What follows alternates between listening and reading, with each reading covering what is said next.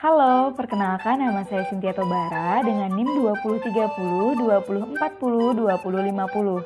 Pada kesempatan kali ini, saya akan menyampaikan materi tentang Pedoman Umum Ejaan Bahasa Indonesia. Di dalam materi Pedoman Umum Ejaan Bahasa Indonesia ini, ada 4 pokok bahasan yang akan kita bahas secara bersama-sama. Yang pertama, pemakaian huruf. Yang kedua, penulisan kata. Yang ketiga, pemakaian tanda baca. Dan yang keempat, penulisan unsur serapan. 1. Pemakaian huruf. Yang pertama ada huruf abjad. Abjad yang dipakai dalam bahasa Indonesia terdiri atas 26 huruf, yaitu dari huruf A sampai dengan huruf Z. Yang kedua ada huruf vokal. Huruf vokal dalam bahasa Indonesia terdiri atas 5 huruf, yaitu ada huruf A, I, U, E, dan O. Kemudian yang ketiga ada huruf konsonan.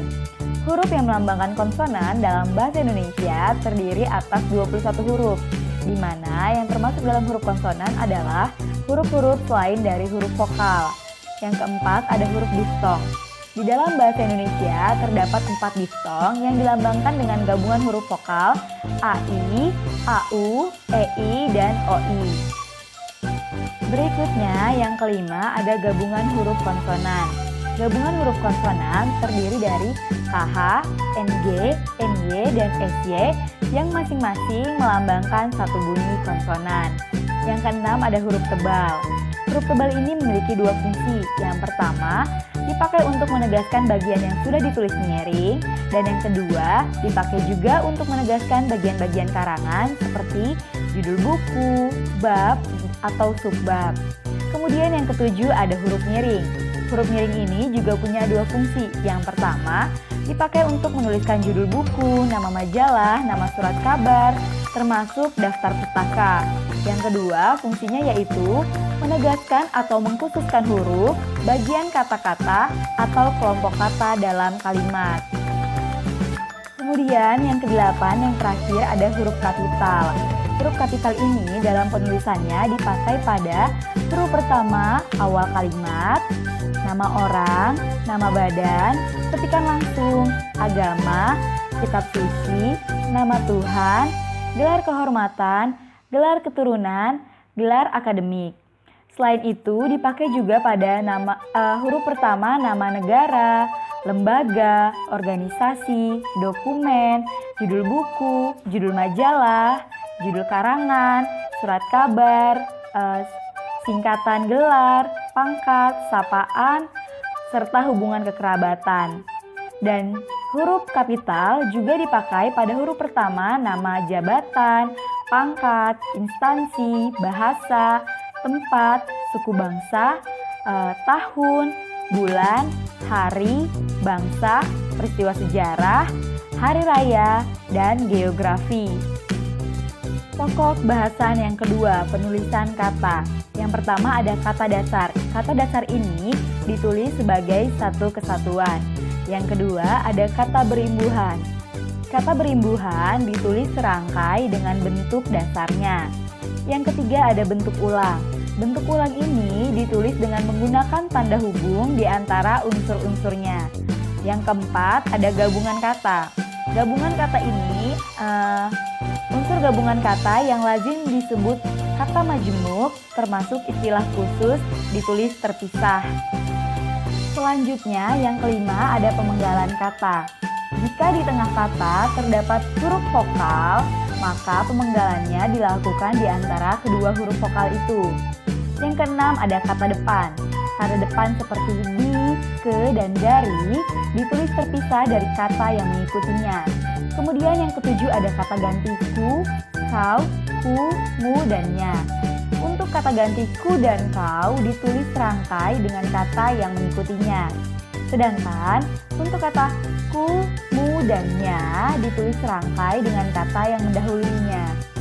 Yang kedelapan ada kata si dan sang.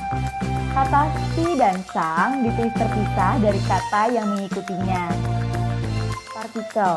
Partikel lah, kah, dan tah ditulis serangkai dengan kata yang mendahulunya. Sedangkan untuk partikel pun ditulis terpisah dari kata yang mendahulunya. Dan partikel per yang berarti demi siap atau mulai ditulis terpisah dari kata yang mengikutinya.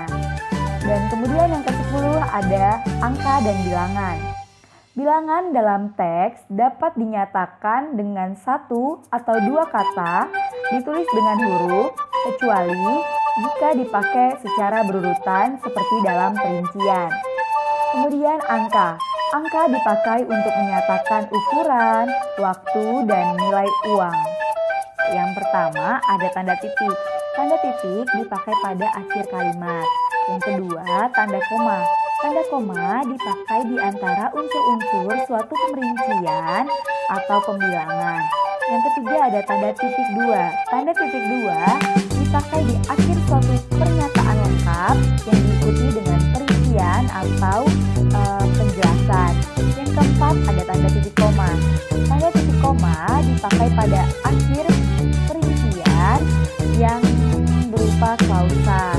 Yang kelima ada tanda pisah. Tanda pisah dipakai pada antara dua bilangan tanggal atau tempat yang berarti sampai ke atau sampai dengan. Yang keenam ada tanda hubung. Tanda hubung dipakai untuk menyambung unsur kata ulang. Yang ketujuh ada tanda kurung. Tanda kurung dipakai untuk mengatip tambahan keterangan atau penjelasan.